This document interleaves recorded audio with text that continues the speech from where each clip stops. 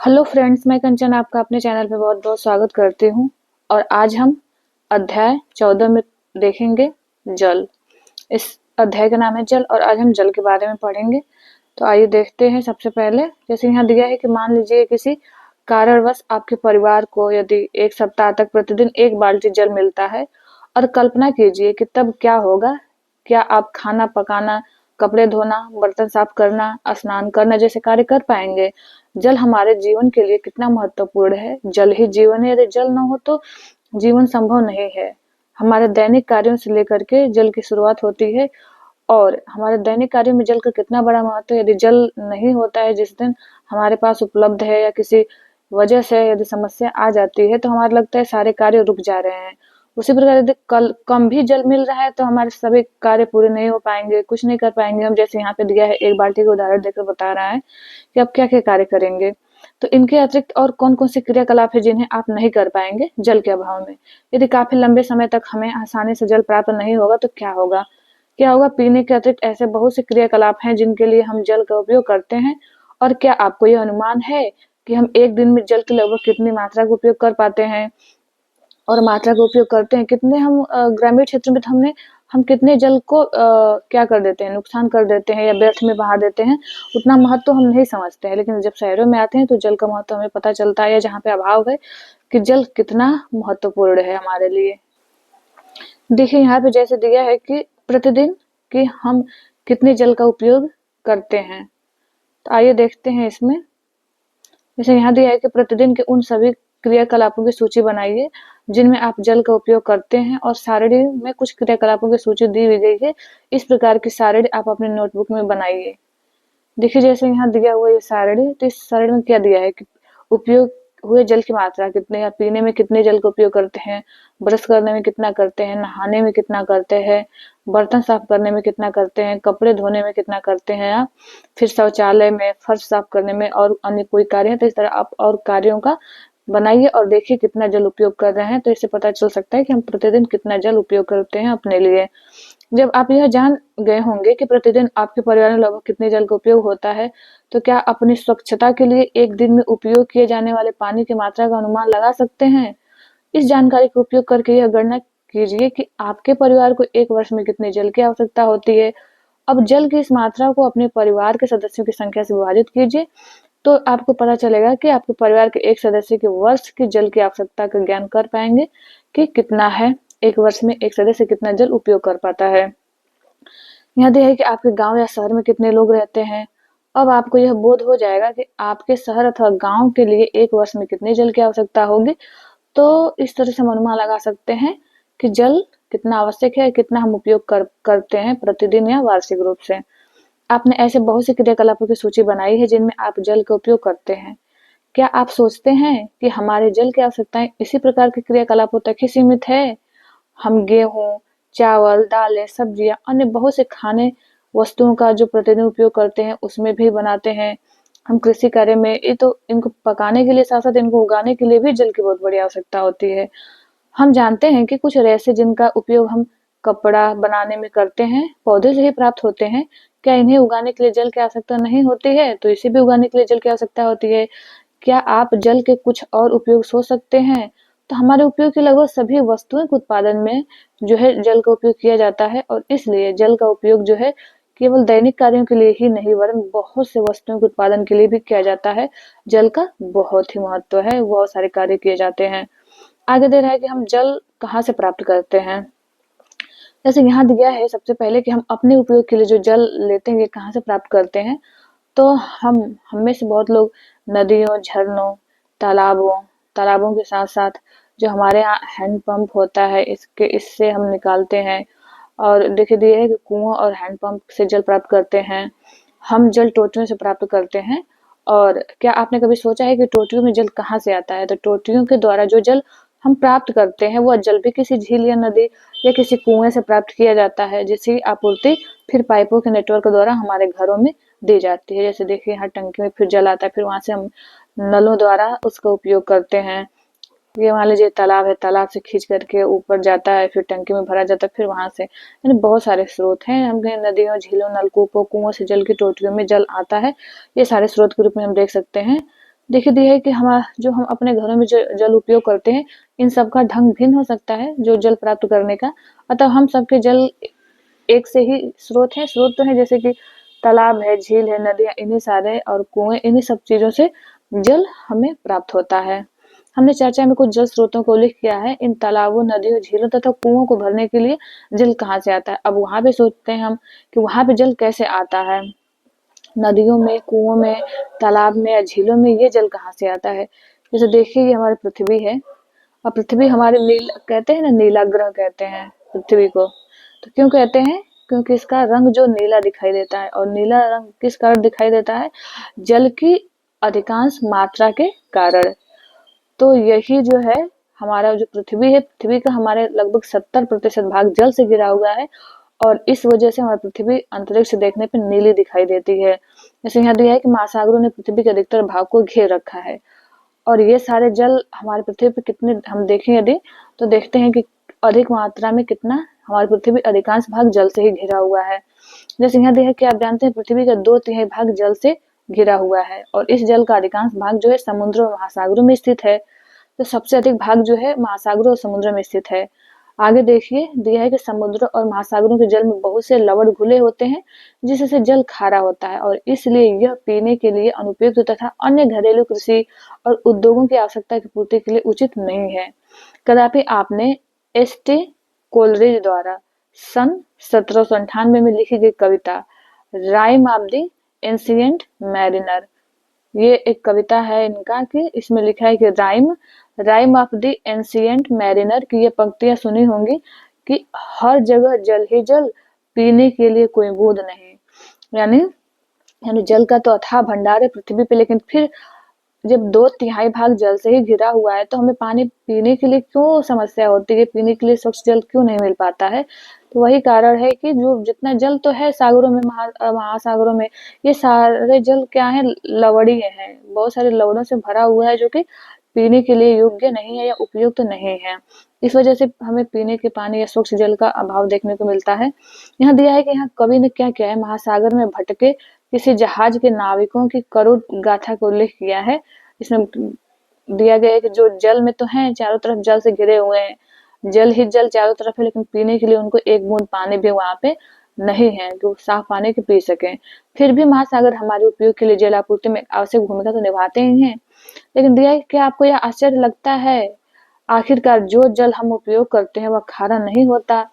हम में से बहुत से लोग महासागरों से बहुत अधिक दूरी पर रहते हैं, और क्या इन स्थानों की जल आपूर्ति भी महासागरों पर ही निर्भर करती है। तो जो महासागर है, महासागरों का जल उन तालाबों, झीलों, नदियों तथा कुओं में कैसे पहुंचता है जो हमें जल की आपूर्ति करते हैं।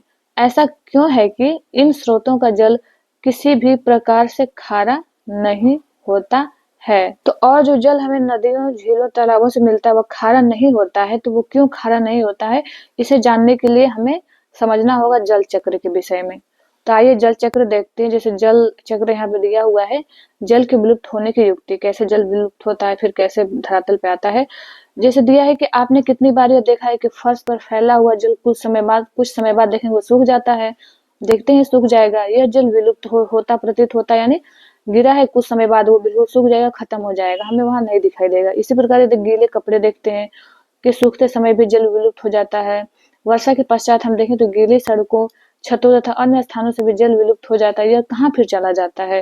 जैसे देखिए कपड़ा सुखाया जा रहा है धूप में, इसमें जल रहता है और जल की मात्रा फिर कहाँ गायब हो जाती है कुछ समय बाद। तो जैसे हमने अध्याय 1, अध्याय 5, 6 में हमने देखा था कि उस जल को जब गर्म किया जा रहा था तो क्या हो रहा था, उसमें वो वाष्प बन रहा था, और वाष्प बन करके क्या हो रहा था, वो वायुमंडल में उड़ जा रहा था। तो ऐसे ही इसी प्रक्रिया द्वारा जैसे दिया है कि जल वाष्पित होता है, और होने के साथ ही क्या होता है, वाष्पित होकर के वो उस कपड़े को छोड़ देता है या उस भूमि से हट जाता है और वहां से विलुप्त हो जाता है। इसमें दिया है कि जो हमने उसमें क्रियाकलाप बहुत सारी किया था कि जो जल और नमक का हमने देखा था पिछले वाले अध्याय में, तो उसको गर्म करने पे जलवाष्प में परिवर्तित हो जाता था, और इस जो क्रियाकलाप हो रहा था, इस क्रियाकलाप का हम यह भी अनुभव करते हैं कि जलवाष्प अपने साथ लवणों का वहन नहीं करता। यानी यदि उसमें लवणों की मात्रा थी, जो लवणीयता थी जल की, वो लवण उसी में बचे रह जाते हैं और जल क्या होता है, जो पानी होता है वो वाष्प बन के उड़ जाता है। तो ये दिया है कि इसी प्रकार बनी जल वाष्प जो है वायु का एक भाग बन जाती है और जिसे प्रायः देखा नहीं जा सकता, हम नहीं देख सकते हैं। हमने यह भी पाया था कि जल की गैसीय अवस्था में परिवर्तन करने के लिए उसे गर्म करना अनिवार्य है, यानी तब वो द्रव से क्या होगी, गैस अवस्था में हो जाएगी और पुनः यदि उसे ठंडा किया जाता है तो फिर क्या हो सकता है, जल का रूप धारण कर सकता है। यहाँ हम देखते हैं कि जैसे दिया है कि सड़कों, छतों तथा अन्य जमीन क्षेत्रों से भी जल जलवाष्प में परिवर्तित होता रहता है। यहाँ से भी वो जलवाष्प में बन करके हमारे वायुमंडल का हिस्सा बन जाता है। हमने यह भी उल्लेख किया है कि जो महासागर है, महासागरों का खारा जल जो गहरे गड्ढों में छूट जाता है, वाष्पन के परिणाम स्वरूप क्या होता है, नमक के ढेर के रूप में एकत्रित हो जाता है और वाष्पन के लिए आवश्यक यह उष्मा जल को कहाँ से प्राप्त होती है, आइए इसका पता लगाते हैं कि अब महासागरों के जल को वाष्पित होने के लिए कहाँ से ऊर्जा मिलता है कि वो वाष्प बन जाता है। हम तो छोटा सा क्रियाकलाप करते हैं तो जो भिगोने में या कोई बर्तन में तो हम तापमान देकर उसे गर्म करते हैं, लेकिन उसे कहाँ से मिलता है, तो आइए देखते हैं। जैसे यहाँ दिया है कि आप दो एक जैसी प्लेट लीजिए और एक प्लेट को सूर्य के प्रकाश में आप रखिए और दूसरे को छाया में। अब क्या देखेंगे, हम इन दोनों प्लेटों में बराबर मात्रा में हम जल डाल देते हैं और जल को मापने के लिए हम किसी बोतल के ढक्कन का उपयोग कर सकते हैं कि हाँ इतने बराबर हमने इसमें जल दिया है, दोनों में बराबर। ध्यान रखिए कि जल इधर उधर न छलके। और हम क्या करते हैं, अब प्रत्येक 15 मिनट पश्चात दोनों प्लेटों का परीक्षण कीजिए, जो धूप में है और जो क्या है, छाव में है। तो क्या हम देखेंगे, उसमें देखिए कि किस प्लेट का जल जो है विलुप्त होता है, पहले विलुप्त हो रहा है। तो जल के वाष्पन के लिए इस ऊर्जा का स्रोत क्या है, तो हम देख सकते हैं, यदि मान लीजिए कि हम विलुप्त हो रहा है, हमने सूर्य के प्रकाश में ही रखा हुआ है, तो सूर्य से तापमान के द्वारा वह गर्म होकर वाष्प बन के उड़ रहा है और जो छाव में है या जिसको धूप नहीं मिल रहा है तो उसका जल उतना ही बचा रह जाता है। आगे दिया है कि दिन के समय जो सूर्य की किरणें हैं महासागरों, नदियों, झीलों तथा तालाबों में भरे जल पर पड़ती हैं, खेत तथा अन्य भूमि क्षेत्र भी सूर्य की किरणों को ग्रहण करते हैं और इसके फलस्वरूप इन सभी का जल क्या होता है, निरंतर वाष्प में परिवर्तित होता रहता है और तथापि जल में घुले लवण शेष रह जाते हैं। जैसे सूर्य है, ये हमारा जैसे यहाँ पे खेत हो गया या फिर यहाँ पे जैसे वृक्ष हैं, इनमें भी जल की मात्रा होती है। जो हमारे वनस्पतियां सारी होती है उनसे भी निकलता है, नदियां, झील, तालाब, इन सारी चीजों से जो आर्द्र भूमि है वहां से भी सूर्य के प्रकाश द्वारा वो जल वाष्पित होकर के वहां से लुप्त होता रहता है। जैसे यहाँ दिया है कि सूर्य के प्रकाश और धूप और छाया में जल का वाष्पन, देखिए जो धूप में यहाँ रखा है इसमें वाष्पन हो रहा है और इसमें से नहीं होगा। तो इस प्रकार से जल वाष्पन क्रिया द्वारा ही लुप्त हो जाता है और वहां से फिर वायुमंडल का एक हिस्सा बन जाता है। जैसे हमने देखा इस क्रियाकलाप 2 में छाया वाले स्थान पर रखी हुई जो प्लेट है से भी जल विलुप्त होता है, यद्यपि इसमें अधिक समय लगता है। क्या सूर्य के प्रकाश की उष्मा यहाँ भी पहुंच जाती है, तो हाँ ऐसा इसलिए होता है क्योंकि दिन के समय हमारे जो चारों ओर की वायु भी होती है वो भी गर्म हो जाती है और गर्म वायु छाया में रखे जल को वाष्पित करने के लिए ऊष्मा प्रदान करती है। ठीक, तो यानी जो धूप में रखा था वो तो डायरेक्ट या प्रत्यक्ष रूप से सूर्य के प्रकाश से गर्म होकर वाष्पित हो रहा है, लेकिन जो छाव में रखा हुआ है तो सूर्य के प्रकाश से जो हमारे जो वायुमंडल है चारों तरफ की वायु भी गर्म हो जाएगी और गर्म वायु क्या करेगी, शुष्क हो जाएगी, शुष्क होगी तो उसी जल की आर्द्रता जाके वो ग्रहण कर लेगी और उसकी जो धूप में रखा है उसकी अपेक्षा वो जल जो है थोड़ा धीरे गति से, धीमी गति से वाष्पित होगा, लेकिन वो भी होगा। इस प्रकार जल के सभी खुले पृष्ठों से वाष्पन की क्रिया होती रहती है। इसके फलस्वरूप वायु में जो जलवाष्प निरंतर मिलती जाती है, तथापि जल का वाष्पन एक धीमी प्रक्रिया है। यही कारण है कि जल से भरी किसी बाल्टी से जल की क्षति को हम बहुत कम देख पाते हैं और सूर्य के प्रकाश में वाष्पन तेजी से होता है। तो जल को किसी आप बर्नर पर गर्म करने का पर वाष्पन और अधिक तेजी से होता है तो हम वहां पे देख सकते हैं कि कैसे वाष्पन हो रहा है। क्या जलवाष्प के वायु में अंतरित होने का कोई अन्य प्रक्रम भी है, तो आगे दिया है कि पौधों द्वारा जल की क्षति, पौधों द्वारा कैसे जल की क्षति होती है, ये कैसे करते हैं। जैसे हमने अध्याय 7 में पढ़ा था कि सभी पौधों की वृद्धि के लिए जल की आवश्यकता होती है और पौधे भी इस जो जल का है उपयोग करते हैं और जल की कुछ मात्रा का उपयोग अपने भोजन बनाने में करते हैं, वो भी अपना भोजन बनाने के लिए करते हैं और कुछ मात्रा को अपने विभिन्न भागों में सुरक्षित भी रखते हैं। पौधे इस जल का शेष भाग वाष्पोत्सर्जन प्रक्रम द्वारा जलवाष्प के रूप में वायु में मुक्त कर देते हैं, वो भी वाष्पोत्सर्जन करते हैं। तो जब वो अपने भोजन बनाते हैं, भोजन बनाने के बाद ही क्या उनसे ऑक्सीजन जलवाष्प निकलता है, तो इस माध्यम से वो भी जल का वाष्पोत्सर्जन करते हैं। यहाँ दिया है कि हमने अध्याय 7 में क्रियाकलाप 4 में देखा था कि पत्तियों द्वारा जल के वाष्पोत्सर्जन का कैसे प्रेक्षण किया था कि पत्तियों को देखिए इस प्लास्टिक में बांध देते हैं, कुछ देर बाद देखेंगे तो उसमें जल की छोटी छोटी बूंदें इकट्ठी हो जाएंगी, तो वही बूंदें जो होती है जल वाष्प होती है। जैसे वायु में जल वाष्पन तथा संघनन के प्रक्रमों द्वारा प्रवेश करता है। और क्या यह जल सदा के लिए लुप्त हो जाता है? तो नहीं, यह हमें पुनः प्राप्त हो जाता है, जैसा कि हम देखेंगे। जैसे ये नहीं है कि जल एक बार वहां से जलवाष्प बन गया, फिर वहां से फिर संघनन होकर फिर जल का रूप धारण कर, यानी उसका कहें कि रूप बस परिवर्तित होता रहता है, वो गायब नहीं होता है या जल खत्म नहीं होता है, एक रूप से दूसरे रूप में बस परिवर्तित होगा, वो हमें परिवर्तित होते दिखेगा। यहाँ दिया है कि बादल कैसे बनते हैं।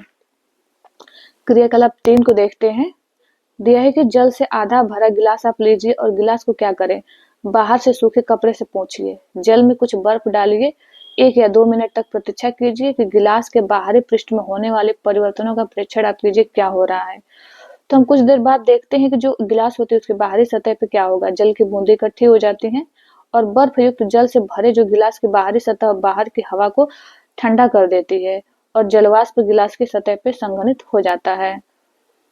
देखिए इसको हमने देखिए यहाँ पे दिया हुआ है, जैसे इसमें दिख नहीं रहा है लेकिन इस पर छोटे छोटे जल की कणिकाएं हो जाएंगी जब हम बर्फ डालेंगे, तो ये बिल्कुल ठंडा हो जाएगा और जो भी बाहरी वातावरण में जो वायु रहेगा वो गर्म होगा, जैसे इसके संपर्क में आएगा तो वो ठंडा होकर क्या होता है कि वो बूंदों का रूप धारण कर लेते हैं। तो इसी प्रकार से बादल बनने की प्रक्रिया को इसमें बताया जाएगा। जैसे दिया है कि इसी प्रकार से क्या होता है, जल को देखें तो जल को पृथ्वी के पृष्ठ पर पुनः वापस लाने में संघनन प्रक्रम की एक महत्वपूर्ण भूमिका, यानी संघनन द्वारा ही पृथ्वी पे जो जल होता है पुनः वापस आता है।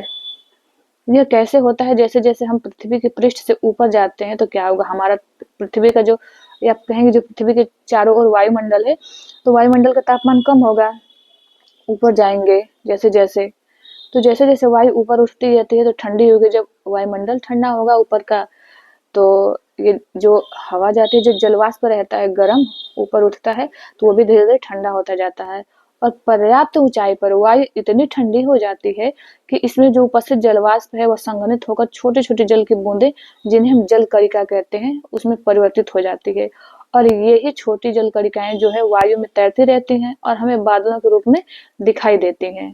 तो इस प्रकार बने हुए बहुत सी जल कणिकाएं आपस में मिल करके एक बड़े अमाप जल की बूंदे बनाती है, यानी देखिए, यानी ये मिलकर एक बादल का निर्माण करते हैं, जैसे यहाँ पे दिखाई दे रही है। इस प्रकार से बादल का निर्माण होता है जल कणिकाओं के मिलने से।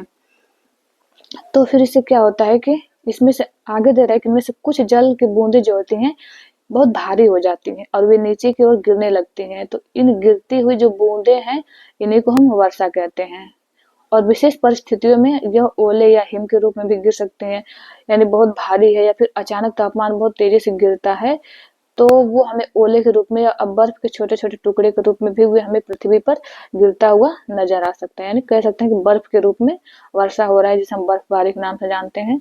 तो इस प्रकार से जो वाष्पन तथा वाष्पोत्सर्जन द्वारा जल वायु में चला जाता है, फिर बादल बनते हैं, उसके बाद फिर बादलों का फिर संघनन द्वारा वो पुनः वर्षा के रूप में या फिर ओले तथा हिम के रूप में पुनः क्या होता है धरती पे आ जाता है, या फिर जो बर्फ के टुकड़े के रूप में आ रहा है, ओलों के रूप में आ रहा है, तो वो ओले क्या होंगे, फिर पुनः क्या हो जाते हैं वो फिर क्या होंगे गर्म होकर के फिर वो पिघल करके फिर वो भी जल का रूप धारण कर लेंगे, जो वाष्प होता है वो भी जल बन जाएगा, इस तरह से बस इसका रूप परिवर्तित होता रहता है।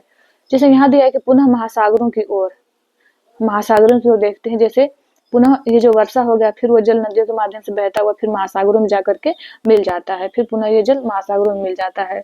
उसी प्रकार से जो महासागरों का जल होता है वहां से जलवाष्प बन करके ऊपर जाता है, उठता है, फिर उस प्रकार से बादल बनेगा, फिर बादल द्वारा फिर वर्षा होगी और यही चक्र क्या होता है हम देखेंगे तो महासागरों से फिर वाष्प के रूप में बादल, बादल से फिर वर्षा, फिर पानी, फिर नदियों के माध्यम से उसमें मिलता रहेगा।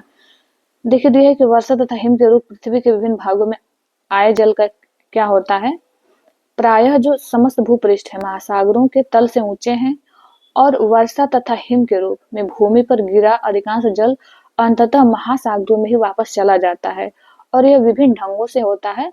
हम देखें तो जो पर्वत है, पर्वतों पर हिम पिघल कर जल बन जाती है और यह जो जल है पहाड़ों से झरनों नदियों के रूप में नीचे गिरता है।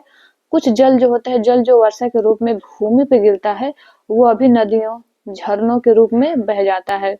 अधिकांश नदियां जो है भूमि पर लंबी दूरी तय करती है और अंततः किसी समुद्र या महासागर में गिर जाती है, तथापि कुछ नदियों का जल झीलों में बह जाता है, तो ये जल फिर पुनः जाकर उन्हें जल राशियों में मिल जाते हैं। आगे दिया है कि वर्षा का जो जल भी है ये भी झीलों तथा तालाबों को भर देता है।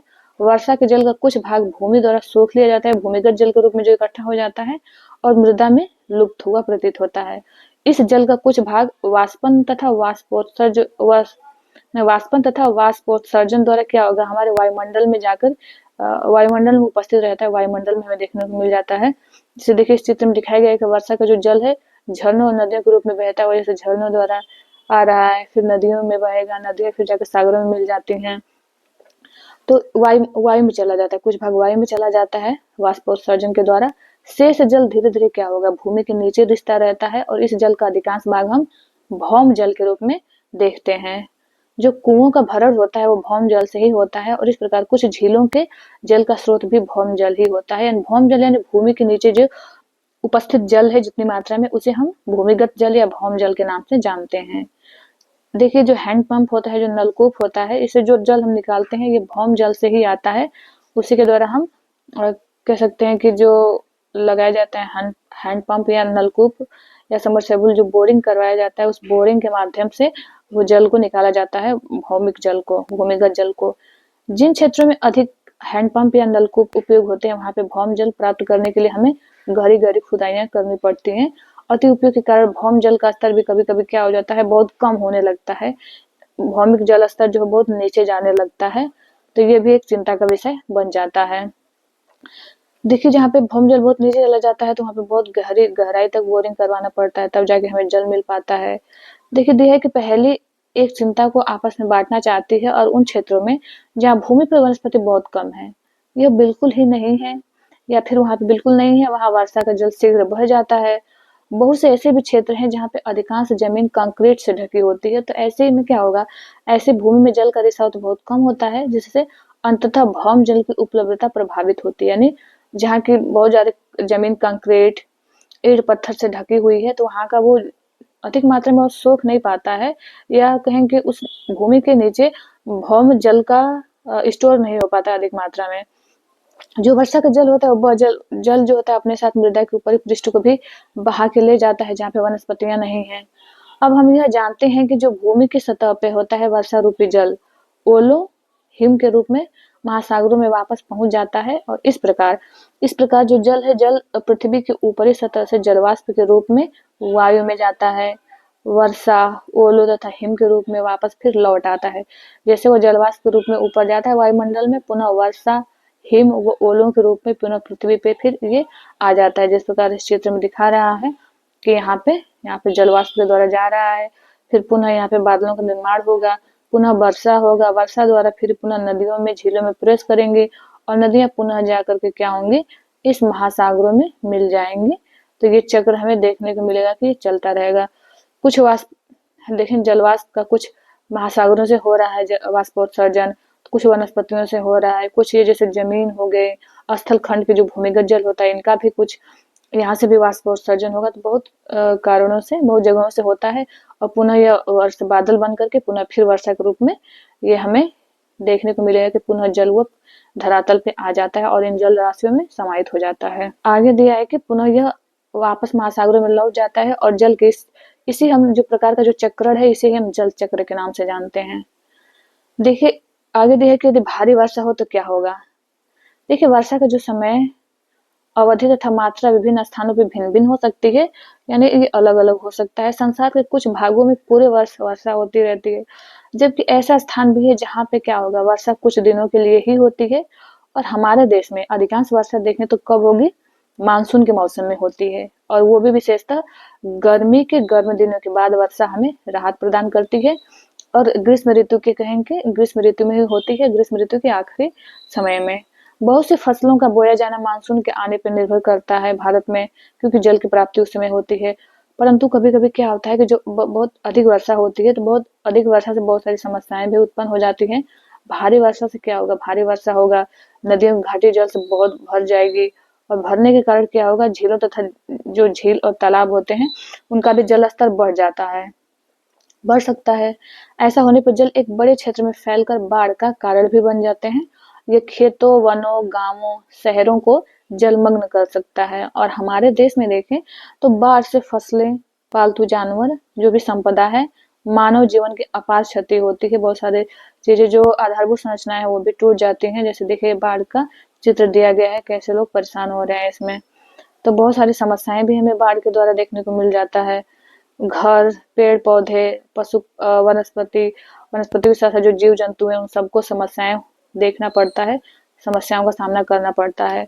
बाढ़ के समय जल में रहने वाले जीव भी बह जाते हैं। प्रायः जब बाढ़ का जल उतरता है तो ये जलस्थ जीव जो होते हैं थल भाग में फंसकर मर जाते हैं और वर्षा भूमि पर रहने वाले जीवों को भी प्रभावित करती है जब स्थल खंड में पहुंचती है। तो आगे दिया है कि क्या होगा यदि काफी समय तक वर्षा न हो तो क्या होगा।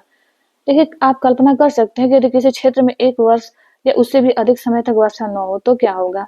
वाष्पन एवं वाष्पोत्सर्जन द्वारा मृदा में लगातार जल की क्षति होती रहेगी, क्योंकि यह वर्षा द्वारा वापस नहीं लाया जा रहा है। इसलिए मृदा सूख जाती है और उस क्षेत्र के तालाबों तथा कुओं में जल का स्तर गिर जाता है और उनमें से कुछ सूख भी जाते हैं। और जो भौम जल है, भौम जल की भी कमी हो जाती है। इससे क्या होता है, सूखा देखने को मिलता है। यानी दो चीजें स्पष्ट हुई कि जब बहुत अधिक मात्रा में जल पृथ्वी पे आ जाता है या वर्षा बहुत अधिक मात्रा में हो जाती है तो इससे हमें बाढ़ की समस्या देखने को मिलती है। और जैसे बहुत अधिक मात्रा में जल का अभाव हो जाता है तो उसे हम सूखा कहते हैं। सूखे की स्थिति में क्या होगा, खाद्यान्न और जो चारा होगा प्राप्त करना दुर्लभ हो जाएगा। कदाचित आपने हमारे देश या संसार कुछ भागों में पड़े सूखे के बारे में सुना भी होगा। क्या आपको जानकारी है कि इन क्षेत्रों में रहने वाले लोगों को किन किन कठिनाइयों का सामना करना पड़ता होगा। तो इन परिस्थितियों में जो पशु हैं, पशुओं को भी और वनस्पतियों को क्या होता है, पशुओं को भी चारा की समस्या होगी, वनस्पतियां बिल्कुल सूख जाएंगी जलाभाव में। तो सभी लोगों को समस्या होगा। आप अपने माता पिता तथा पड़ोसी से चर्चा करें अथवा समाचार पत्रों का अध्ययन करें और देखेंगे कब कब ऐसी बाढ़ की विभीषिका हमें देखने को मिली है। आप मैगजीन पढ़कर भी इसके बारे में हम अनुमान लगा सकते हैं या फिर और जान सकते हैं, जानकारी ले सकते हैं अपने दादा बाबा मम्मी पापा से भी कि क्या हमारे समय में या फिर यहाँ पे कभी सूखा ऐसा आया है। देखिए दिया है कि हम जल को कैसे संरक्षित कर सकते हैं। जल संरक्षण के उपाय दिया है कि इसके बारे में दिया है कि पृथ्वी पर जितने भी उपलब्ध जल है केवल एक छोटा सा भाग ही पौधों, जंतुओं और मनुष्य के प्रयोग के लिए उपयुक्त होता है। और अधिकांश जल देखते हैं हम कि महासागरों में होता है जो कि सीधे उपयोग में नहीं लाया जा सकता है। जब भौम जल स्तर जो होता है वो अत्यधिक गिर जाता है तब भौम जल का और अधिक उपयोग नहीं कर सकते। पृथ्वी पर जल की कुल मात्रा समान रहती है परंतु उपयोग के लिए तो उपलब्ध जल की मात्रा अत्यंत ही सीमित है। अति उपयोग के कारण ये मात्रा और भी घटती जा रही है। भौम जल का जल की जो मांग है प्रतिदिन बढ़ रही है और जनसंख्या वृद्धि के साथ साथ जल का उपयोग करने वाले लोगों की संख्या भी बढ़ रही है। बहुत से नगरों में जो जल है, जल भरने के लिए लंबी लंबी कतारों में देखना पड़ता है, लोगों को लगे होते हैं। खानों की वस्तुओं के उत्पादन, जो खाने की वस्तुएं तो उनके उत्पादन और उद्योगों में भी जो जल की अधिकाधिक मात्रा का प्रयोग हो रहा है। आगे दे रहा है कि इन्हीं कारणों से जो संसार है, संसार के बहुत से भागों में जल की कमी हो गई है और इसलिए यह आवश्यक है कि जल का विवेकपूर्ण उपयोग किया जाए। हम सावधानी बरतें जिससे जल व्यर्थ न हो। देखिए लोग एकत्र करने की लंबी लंबी कतारें लगाते हैं शहरों में। देखिए दिया है कि वर्षा के जल का संग्रहण हम कैसे कर सकते हैं। देखिए जो वर्षा का जल है, वर्षा के जल को एकत्र करना और उसका भंडारण करने के बाद प्रयोग में करना जल की उपलब्धता में वृद्धि करने का एक उपाय है। हम भंडारण कर सकते हैं उसका और इस उपाय द्वारा वर्षा का जल एकत्र करने को ही हम क्या कहते हैं, वर्षा जल संग्रहण कहते हैं। वर्षा के जल को हम संग्रहित करते हैं छोटे छोटे तालाबों में। वर्षा का जल संग्रहण का मूल मंत्र यह है कि जल क्या है, जल जहां गिरे वहीं एकत्र कीजिए। यानी जो वर्षा जल संग्रहण का मूल मंत्र है कि जल जहां गिरे आप वहीं एकत्र कीजिए, उसे बहने न दीजिए। वर्षा के उस जल का क्या होता है, ऐसे क्षेत्रों में गिरता है जहां अधिकांश क्षेत्रों में कंक्रीट की सड़कें और मकान होते हैं तो सारा जल नलियों में बह जाता है। क्या ऐसा नहीं है? तो है ऐसा ही।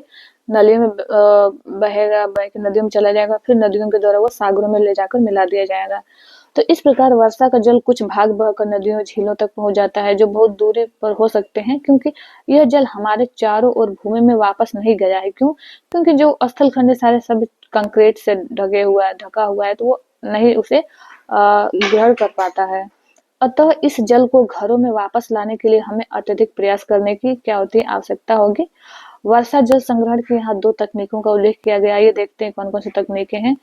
जैसे दिया है, देखिए यहाँ पे दिया है कि आप क्या करें। पहला तकनीक में दिया है कि छत के ऊपर वर्षा जल आप संग्रहण कर सकते हैं। इस प्रणाली में आप क्या करें कि भवन के जितने भी छतें हैं, एकत्रित वर्षा के जल को आप भंडारण या टैंक में पाइपों द्वारा पहुंचाया जाता है, उसको पहुंचाइए वहां पे। जैसे देखिए यहाँ पे है कि जो वर्षा का जल होता है, छत पे जो इतना पानी इकट्ठा होता है, उसको पाइपों द्वारा देखिए टैंक बनाकर टैंकों में इकट्ठा किया जा रहा है इस जल को। इसी प्रकार दिया है कि इसी प्रकार आप जल में छत पर उपस्थित मिट्टी के कण हो सकते हैं, जिन्हें उपयोग करने से पहले निस्यंदित करना आवश्यक होता है। तो इस जल को भंडारण टैंक में आप एकत्रित करने के स्थान पे सीधे ही पाइपों द्वारा क्या करें, जमीन में बने किसी गड्ढे तक ले जाया जा सकता है, जहां से यह मिट्टी में रिसाव द्वारा भौम जल की पुनः पूर्ति करेगा। यानी हम टैंक में भर दिए, अब वहां से वो धीरे धीरे इसका क्या होगा, अंदर जाएगा और भौम जल की मात्रा बढ़ाएगा। दूसरा विकल्प क्या है, ये दिया है कि आप सड़क के किनारे बनी जितनी नालियां हैं, नालियों का एकत्रित वर्षा का जल आप भूमि में सीधे पहुंचने दिया जाए, यानी उसको भी भूमि में आप पहुंचाने का प्रयास करें। तो इस प्रकार से हम जल का संरक्षण कर सकते हैं। तो मिलते हैं नेक्स्ट वीडियो में। आपसे हम्बल रिक्वेस्ट है कि इस चैनल को सब्सक्राइब कर लें और अपने दोस्तों को भी शेयर करें। ये वीडियो देखने के लिए आप लोगों का बहुत बहुत धन्यवाद।